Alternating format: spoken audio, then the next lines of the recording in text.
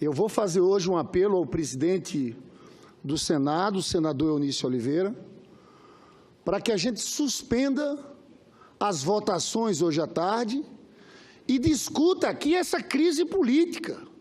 Nós não podemos dar ares de normalidade ao que está acontecendo no país. Nós temos o dever, todos os senadores e senadoras, de adentrar nessa discussão, porque o que aconteceu foi muito grave. Eu falei há pouco, em parte ao senador Regufe, que eu sempre tive uma convicção de que esse golpe na história seria desmoralizado. Só que, pouco mais de um ano depois daquele processo do impeachment, a gente vê quem foram os condutores desse processo. Eduardo Cunha, que está preso, Aécio Neves afastado aqui do Senado Federal e Michel Temer nessa situação. Um presidente da República que cometeu crime durante a realização do seu mandato, porque os fatos são muito transparentes. Houve aquela conversa do Temer com o Joesley, foi designado o então deputado Rodrigo Rocha Loures como emissário do Michel Temer, a Polícia Federal fez o monitoramento e estava lá, ele com a mala de R$500 mil, e a mala era para o Temer, e era por 20 anos, era 500 mil por semana por 20 anos. Está lá na denúncia, organização criminosa.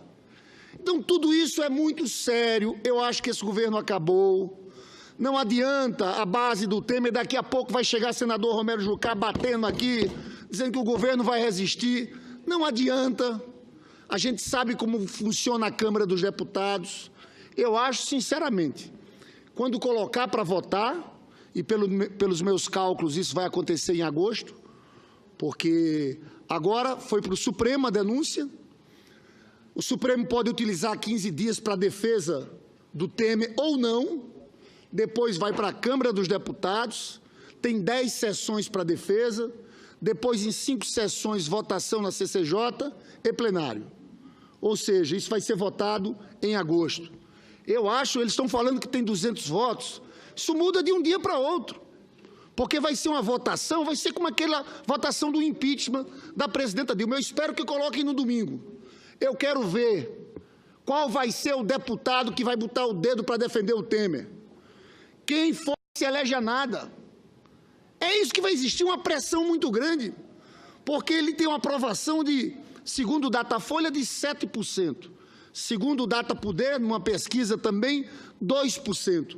Eu não consigo ver, eu não conheço ninguém nas ruas que ainda defende esse governo de Michel Temer. Agora, eu acho que nós temos que parar a tramitação das reformas aqui no Senado Federal. Eu acho que hoje, senador Paulo Rocha, o debate tem que ser sobre essa crise política. Temos que discutir entre nós. Para mim, o caminho é construir uma emenda constitucional antecipando eleições. O ideal seriam eleições gerais, mas se não for possível eleições gerais, eleições diretas para presidente da República. Porque é ilusão achar que um afastamento do Temer e assumindo o Rodrigo Maia, nós vamos voltar à normalidade política do país. Não vamos voltar à normalidade política do país. Nós temos que reestabelecer a democracia. E a democracia só pode ser reestabelecida com o voto popular, com alguém sendo eleito pelo povo, para ter força, para tirar o país dessa crise econômica gigantesca. Concedo a parte à senadora Gleisi Hoffmann. Obrigada, senador Lindbergh. Eu queria parabenizar Vossa Excelência pelo pronunciamento, que eu acho que é esse o tema que nós temos que discutir nessa casa hoje. Aliás, já tínhamos que estar discutindo sobre isso, a crise que nós temos instalada no Palácio do Planalto e que, por consequência, é a crise no país, a crise econômica, a crise política. Nós não podíamos estar discutindo qualquer outra matéria, muito menos as reformas que retiram direitos dos trabalhadores. Até porque esse senhor que está no Palácio do Planalto está única e exclusivamente para fazer reforma contra o povo.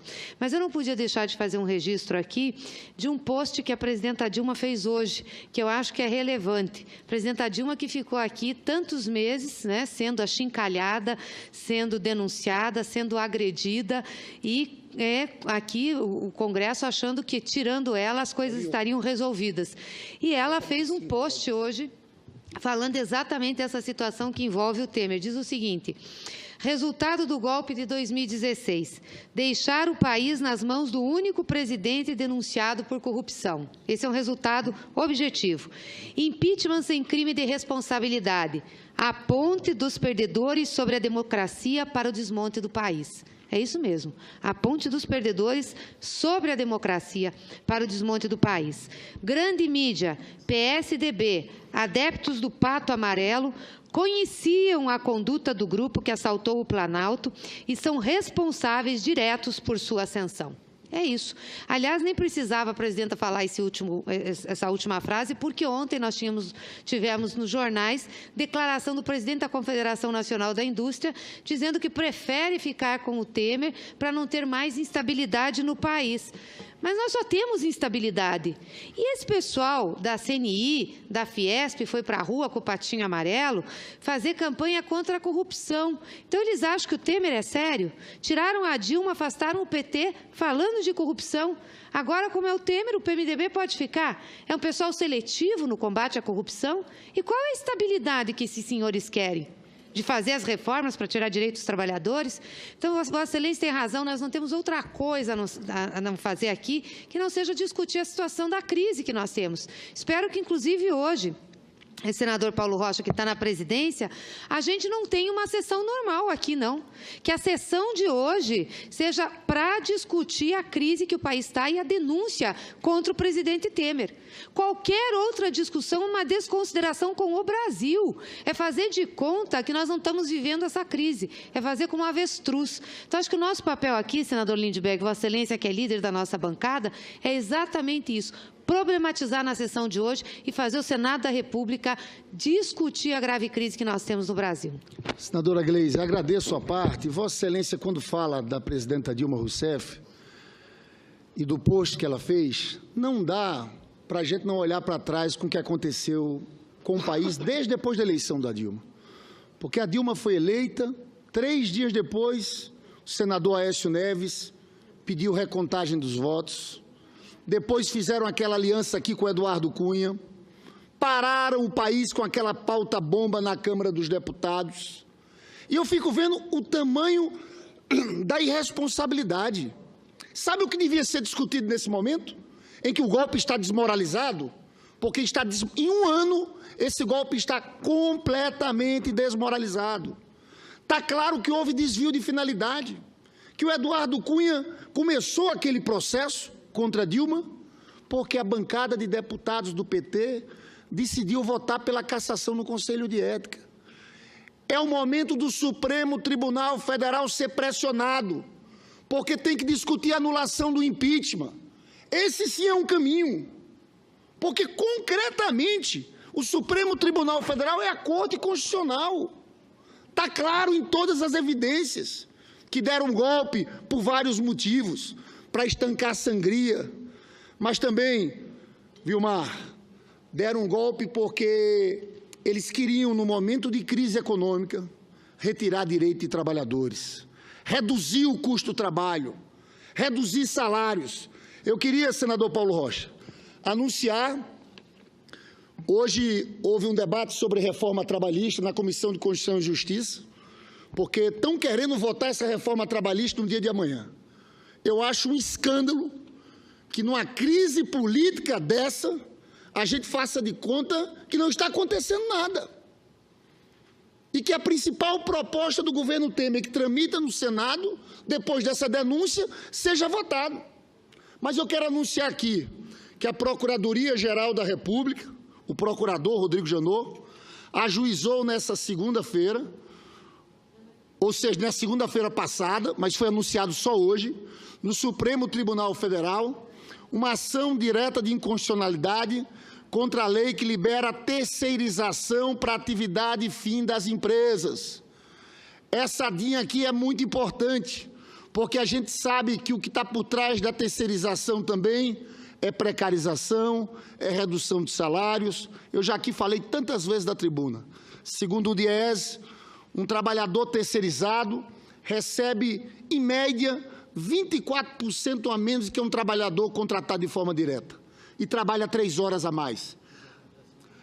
A outra coisa, trabalho escravo, também em empresas terceirizadas. Eu citei aqui também um caso aqui, que a gente viu aqui no próprio Senado Federal, de várias empresas terceirizadas que faliram, e a gente via aqui os funcionários reclamando, porque não conseguiam receber seus direitos.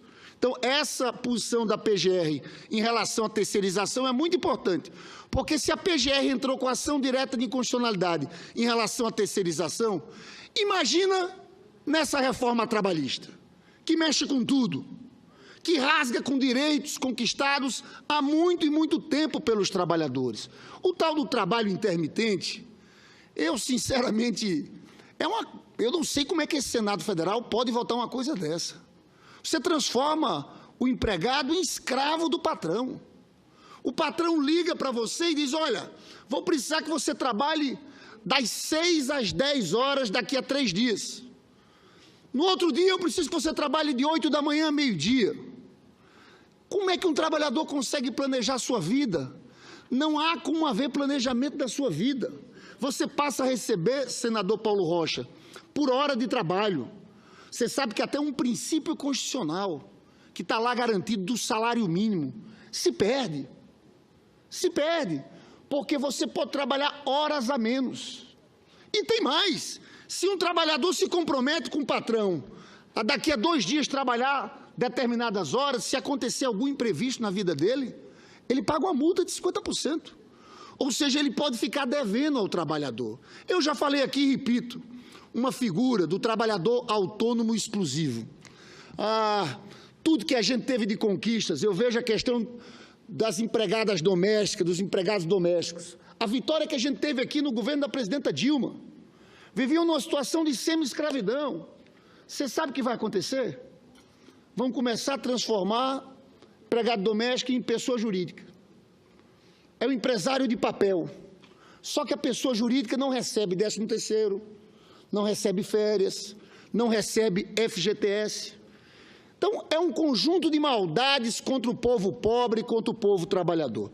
Hoje nós tivemos audiência lá na Comissão de Reforma Trabalhista. Eu tenho dito que nós temos 2 tipos de ajustes que acontecem ao mesmo tempo. Um ajuste fiscal e o ajuste do mercado de trabalho. O ajuste fiscal, você teve a emenda constitucional 95, essa que limita os gastos por 20 anos, que retira recursos da saúde e da educação, e a reforma da Previdência. Só penaliza o povo mais pobre e o povo trabalhador. Não tem nenhuma medida para o andar de cima, nenhuma medida para os banqueiros, nenhuma medida para os grandes empresários. Taxar grandes fortunas, não. Lucros e dividendos, não. É só retirar direitos. Aumentar a idade mínima para 65 anos, esse presidente ilegítimo que se aposentou com 55 anos. É só retirar direitos. A senadora Gleice tem feito falas importantes. Hoje nós tivemos um representante do Poder Judiciário falando dos abusos da legislação trabalhista. E a gente falou na cara dele. Olha, o senhor fala isso, agora o senhor esquece que o juiz tem 2 meses de férias, como nós, senadores, temos 2 meses de férias. Eu apresentei um projeto aqui para limitar férias no parlamento para 1 mês. Não foi colocado para ser votado, senador Regufe, até agora. Mas eu descobri e mostrei para ele a LOMAN. No mesmo momento que está havendo a discussão da reforma trabalhista, que penaliza os mais pobres, você diminui o horário de almoço de 1 hora para meia hora, você está tendo a LOMAN, Lei Orgânica da Magistratura. Sabe o que diz lá, senador Regufe? Eles estão dizendo o seguinte, o trabalhador, quando tira férias, ele recebe 1/3 adicional de férias. Lá para os juízes, não. Um salário a mais. Tem de tudo. Você sabe que se um juiz tem um filho de 0 a 6 anos, ele recebe mais 5% do salário de auxílio creche. Se o filho tem de 6 a 24 anos, mais 5%. Auxílio educação. Tem auxílio mestrado, tem auxílio doutorado, tem auxílio mudança. Ele recebe 1 salário a mais se tiver uma mudança. Se tiver um dependente, são 2 salários a mais. É um conjunto de abusos. Eles têm plano de saúde e agora querem também um auxílio, uma ajuda de custo de saúde. Eu fiz as contas, dava mais de R$100 mil. O problema é que tem um descolamento da realidade. aqui esses parlamentares, boa parte grandes empresários, juízes, Ministério Público, um descolamento completo, porque em cima do povo mais pobre é retirada de direitos. Aqui, eles estão querendo acrescentar privilégios. Nós estamos num mundo em que há um descolamento. Quando eu falei do descolamento, em realidade, desses debates que a gente está vendo aqui, nós vamos ter um outro debate agora, senador Regufe, na mesma Comissão de Constituição e Justiça, com o mesmo pessoal, para discutir a votação dessa reforma trabalhista no dia de amanhã. Eu queria tentar construir um acordo com as principais lideranças desse Senado no dia de hoje. A paralisação dessa votação no dia de amanhã. A gente podia começar... Só para... A gente podia começar a discussão amanhã, a leitura dos votos em separados. Vai ter a leitura do voto separado da senadora Lides, do senador Paulo Paim, vai ter do senador Randolfo e da senadora Vanessa, esses 4 eu sei, o senador Eduardo Braga também, são 5. Começar a discussão, mas eu, sinceramente, acho que não há clima para a gente votar a reforma trabalhista depois dessa denúncia oferecida pelo PGR. Senador Regufe. Senador, anuência da mesa, apenas um comentário rápido com relação a essa questão das férias dos parlamentares e dos juízes. É absolutamente contraditório e inaceitável que aqueles que fazem as leis e que determinaram que o trabalhador tem direito a 30 dias de férias, tenham mais de 30 dias de férias. E a justiça brasileira, que julgam essas leis que dizem que os trabalhadores têm 30 dias de férias, possam parar por 2 meses no ano. Eu fiz uma proposta de que poderia-se ter 1 semana de recesso no meio do ano e 3 semanas de recesso no fim do ano. Isso para ficar 30 dias igual a todos os trabalhadores, acho que seria com isso uma posição correta por parte do Parlamento brasileiro. E nesse momento, cheio de processo na Justiça, cheio de coisa para a Justiça trabalhar, aí a Justiça vai entrar de recesso? Isso aí não é sério, isso não é coisa de país sério. Apenas fazer uma parte rapidamente com a anuência da mesa, agradecendo a mesa também. Obrigado, senador Lindbergh. Mas eu vou passar para a senadora Lides, mas o senhor veja, senador Regufe, eles querem, sim, 2 meses de férias, e quando tem férias, eles recebem um salário a mais integral. Agora, para o trabalhador, querem dividir as férias em 3. É outro absurdo. Exatamente, querem dividir as férias em 3. Eu fiquei impressionado, de fato, quando tive acesso a essa lei orgânica da magistratura. O que mostra que é isso, são 2 mundos. O mundo do trabalhador, que ganha de 1 a 2 salários mínimos, porque a média do trabalhador ganha CLT é algo em torno de R$ 1.700, e o mundo desses altos salários, com lobbies violentíssimos aqui. Auxílio tudo, eu vou até repetir, auxílio creche, auxílio educação, auxílio saúde, auxílio moradia, estão aumentando de 4 mil para 6 mil. Agora, para o trabalhador, o quê? Redução do tempo de almoço, de 1 hora para 30 minutos. Aumento da jornada diária de trabalho, de 8 para 12 horas. Então, eu falei hoje na comissão, existe um termo que parece um palavrão, que é plutocracia, que é governo dos abastados, dos ricos, para os ricos. É isso que a gente está vendo. Infelizmente, o parlamento vai na mesma. É tudo em cima do mais pobre, é tudo em cima do trabalhador. Senadora Lides. A gente está sozinho aqui. Senador Lindbergh, lhe agradeço muito esse aparte, porque Vossa Excelência vem tratando de um tema que, pelo menos nessas 2 últimas semanas, nós temos resistido muito aqui no Senado Federal, Vossa Excelência e tantos outros companheiros, para chamar a atenção da nação do grave prejuízo que se pretende perpetrar contra os trabalhadores do nosso país.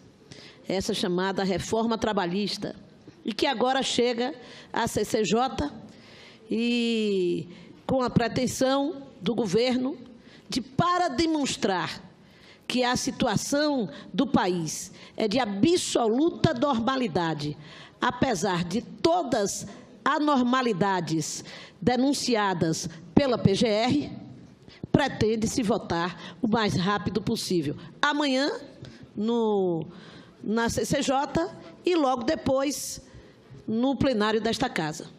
Eu quero me associar a Vossa Excelência quando diz que é absurda essa pressa.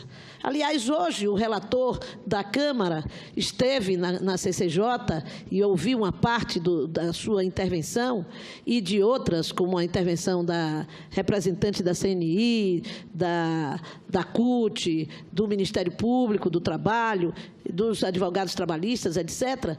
E nós, a cada momento, vamos percebendo como ainda há questões que não estão claramente dirimidas na compreensão dos senhores senadores e mesmo daqueles que participam dessa discussão. E da necessidade, portanto, que nós tínhamos de aprofundar o debate, de corrigir os possíveis erros existentes no relatório da Câmara, que o próprio relator da CAI e da CAS reconheceu, indicando ao presidente da República 6 vetos num relatório. Ora, para que indicar 6 vetos, se é possível modificar totalmente o texto ou parcialmente o texto, conforme o relator desejar? É uma demonstração apenas de renúncia do Senado, da sua atribuição de legislar. E o discurso vai, e eu ouvi esse discurso algumas vezes lá, dizendo que não, que o Congresso está abrindo mão de sua possibilidade de dar respostas e permitindo que a Justiça Trabalhista o faça, que o Judiciário o faça. Ora, mas na hora que é a hora típica de nós assumirmos a nossa atribuição, num relatório em que temos todo o dever, mais do que direito, o dever de modificar para contribuir com a luta dos trabalhadores e com a economia nacional, aí se renuncia a essa condição. Claro. É inaceitável esse argumento, é contraditório essa postura e nós vamos continuar, nós, eu, Vossa Excelência, tantos outros, crescente números de senadores que se agregam a nós. Não sei se Vossa Excelência recebeu, o deputado Paulo tomaram conhecimento de uma carta que foi divulgada do senador Antônio Carlos Valadares, senador do meu partido, meu querido amigo, que tomou a iniciativa de entregar os cargos que tinha indicado no governo do presidente Temer, dizendo que ele não pode trocar o voto dele por cargos, e se pronunciando claramente contra a reforma trabalhista. Muito obrigada. Senadora Lídice, eu agradeço muito. Eu vou encerrar, porque vai falar a senadora Gleisi e a senadora Lídice. Eu quero ficar aqui no plenário, fazendo a parte, mas dizer que hoje, lá na Comissão de Reforma Trabalhista, o relator da Câmara, deputado Rogério Marinho, eu peguei as notas taquigráficas de um debate que nós tínhamos feito há um mês atrás, em que ele dizia o seguinte, que na história sempre as mudanças importantes aconteciam quando houve ruptura do processo democrático. E ele se referiu à Constituição de 67, logo depois do golpe militar, sincericídio completo, ele admitindo a ruptura do processo democrático. Eu quero encerrar dizendo o seguinte, que a nossa luta é para reestabelecer a democracia no país. Houve um golpe de Estado contra a democracia brasileira. Esse golpe está desmoralizado, fracassado. Seus principais nomes estão desmoralizados. Afundaram a economia brasileira. Estou convencido que o Temer vai cair. Não vai ter os votos necessários para barrar a instauração de um processo no Supremo. Só que aposto o Rodrigo Maia não resolve nada. Nós temos que construir um pacto aqui, pela antecipação de eleições gerais ou eleições diretas para presidente da República. E eu quero encerrar dizendo que me preocupa. E eu vi uma nota da senadora Gleisi Hoffmann, presidenta nacional do PT, que certos setores da política nacional, do judiciário, num momento como esse, em vez de reconhecer os erros e discutir o reestabelecimento da democracia, procuram entrar num caminho de acirramento dessa crise política. Porque a perseguição ao presidente Lula, num momento como esse, numa acusação, a peça de acusação do Ministério Público é impressionante, apresentada pelo Delta Dallagnol. Não tem um fato concreto contra o presidente Lula em relação àquele triplex do Guarujá. São teses para explicar que não há provas. Ele utiliza teses de estatísticas, probabilidade. Ora, se os senhores insistirem nesse caminho, nós vamos aprofundar a ruptura democrática nesse país. Nós não aceitaremos nenhum processo eleitoral em que vocês tirem o líder desse processo eleitoral, quem lidera todas as pesquisas, quem representa um campo, o campo do povo trabalhador brasileiro. Para nós, eleição de 2018 sem Lula não é eleição, é fraude, é farsa. Os senhores vão querer continuar insistindo nisso, depois da irresponsabilidade do impeachment, daquele processo todo que está fazendo o país sangrar. Em vez de restabelecermos a democracia, os senhores querem ir por esse caminho, porque nós não vamos aceitar. É denúncia internacional, é denúncia do processo fraudulento. É isso mesmo que os senhores querem. Eu, nesse momento, chamo a atenção, peço juízo, maturidade. É hora da grande política. E eu acho que o grande caminho é um entendimento nesse parlamento pela antecipação das eleições, porque esse governo do Temer já acabou. Encerro, senador Paulo Rocha, dizendo que daqui a pouco voltaremos ao tema, quando o presidente Eunício chegar, porque hoje tem que ser essa sessão do Senado Federal uma sessão de debates sobre a gravidade da crise política que enfrentamos. Muito obrigado.